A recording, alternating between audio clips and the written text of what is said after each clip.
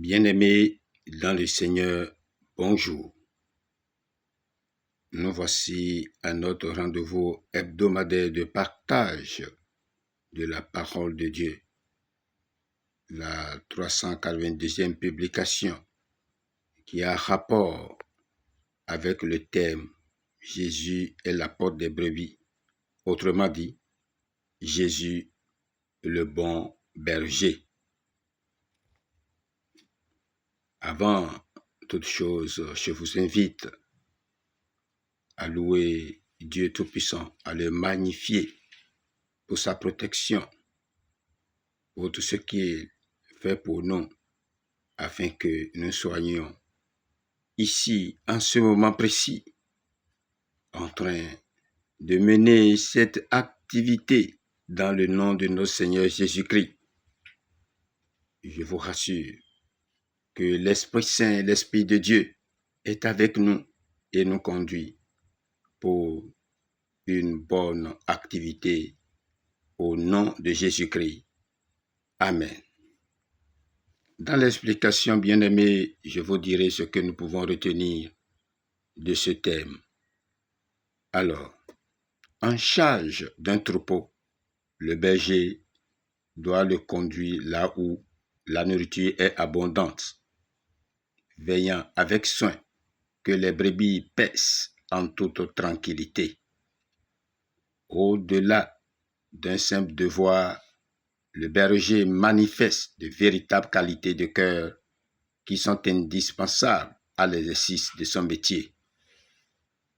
Ce texte biblique fait naître une réelle relation entre le berger et sa brebis. Il connaît chacune de ses brebis qu'il appelle par son nom. La parole de Dieu sous-entend une intimité et même un attachement du berger pour sa protéger. Le travail de berger n'est pas sans danger. C'est au péril de sa propre vie qu'il devra se battre pour défendre ses brebis. À l'exemple du jeune David qui risque sa vie plusieurs fois pour arracher une brebis de la patte de l'ours ou de la gueule du lion. 1 Samuel chapitre 17, versets 34 et 35. Le bon berger sacrifie sa vie pour le salut de sa brebis. Jésus utilise d'ailleurs ce même comparatif lorsqu'il déclare à ses disciples « Je suis le bon berger ». Cette parole de Jésus implique sa responsabilité envers les brebis que nous sommes. Il nous procure la nourriture nécessaire à l'édification de notre âme. Il prend l'engagement de répondre à nos besoins et de nous protéger contre les prédateurs qui rôdent autour de nous.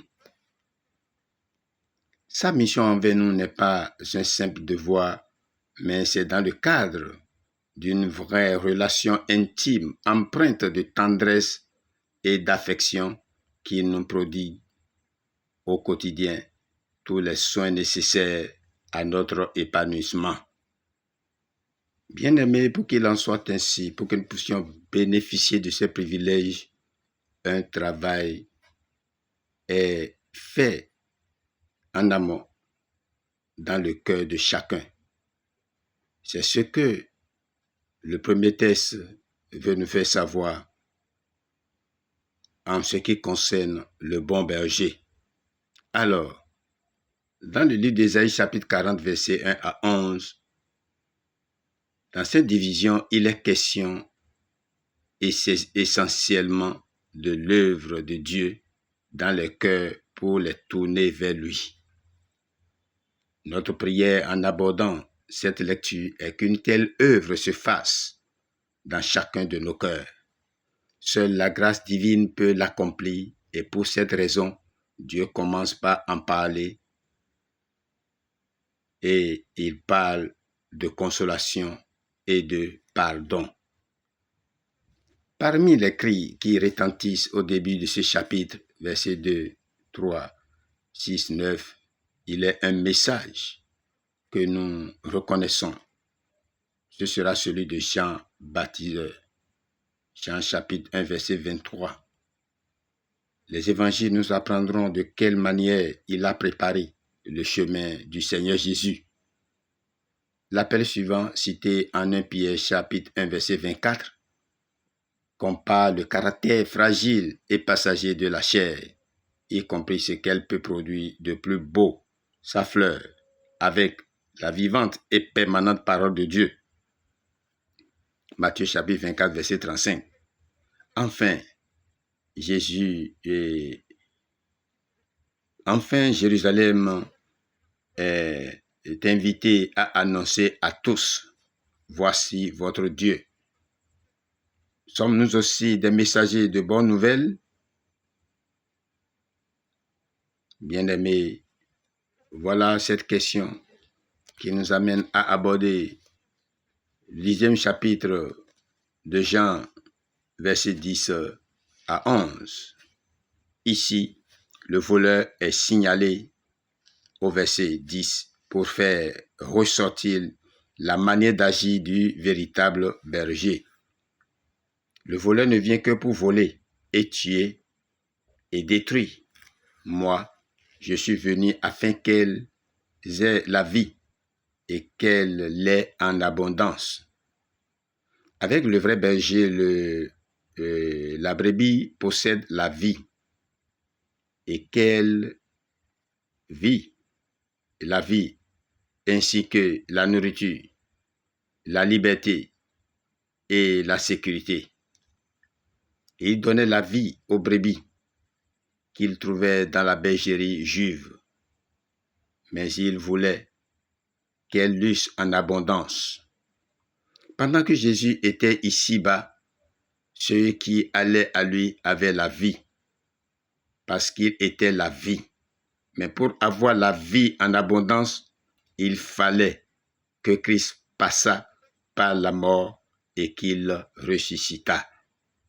Une fois ressuscité au milieu de ses disciples, il souffla en eux l'Esprit Saint, non comme personne, mais comme vie qui, en lui, venait de passer par la mort et la résurrection. À la Pentecôte, le Saint-Esprit tomba sur les disciples assemblés et dès lors, ils eurent la vie en abondance. On comprend que cette vie-là ne pouvait être reçue avant la résurrection de Christ. Auparavant et dès le commencement, tous les croyants étaient vivifiés. Ils possédaient la vie de Dieu. Ils en ont montré de beaux fruits, mais ils ne pouvaient distinguer en eux la vieille et la nouvelle nature parce que la vie n'avait pas été manifestée dans la personne de Christ, venu dans ce monde pour révéler le Père, car c'est la connaissance du Père et du Fils qui caractérise la vie éternelle. Chapitre 17 de Jean, verset 3. Je cite, « Or, la vie éternelle, c'est qu'ils te connaissent, toi, le seul vrai Dieu, et celui que tu as envoyé, Jésus-Christ. » Au verset 11, le Seigneur se nomme le bon berger. Moi, je suis le bon berger. Le bon berger met sa vie pour les brebis. Mais l'homme qui reçoit des gages et qui n'est pas le berger, à qui les brebis n'appartiennent pas en propre, voit venir le loup et laisse les brebis et s'enfuit. Et le loup les ravit et il disperse les brebis. Versets 11 à 13. Le bon berger ne pense pas à lui-même, venu pour ses brebis, elles lui appartiennent en propre. Jésus prend le titre de bon berger lorsqu'il parle de mettre sa vie pour ses brebis et non seulement de prendre soin d'elles.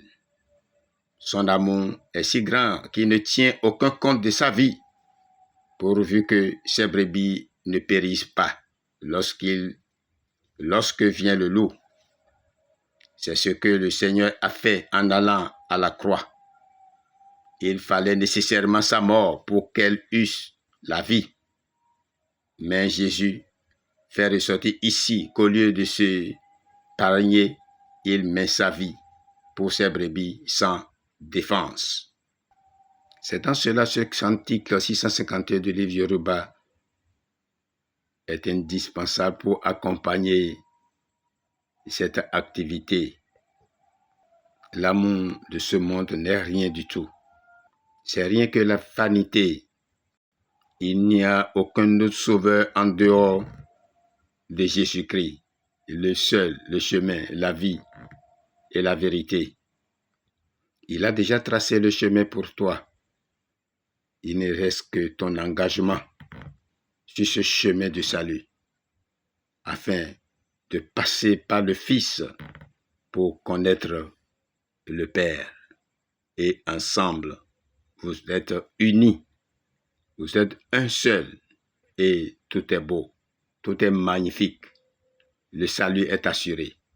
Et je veux qu'il en soit ainsi pour toi qui écoute cet enseignement, qui écoute ces paroles de l'Éternel Dieu Tout-Puissant, qui te dit comment tu dois paître les brebis qui sont à ta disposition, où que tu sois, dans ton église, dans n'importe quel groupe dans lequel tu te trouves, au boulot, au service, partout, dans toutes tes entreprises, afin que tu puisses bénéficier de la grâce de l'Éternel, afin que l'on puisse de Dieu.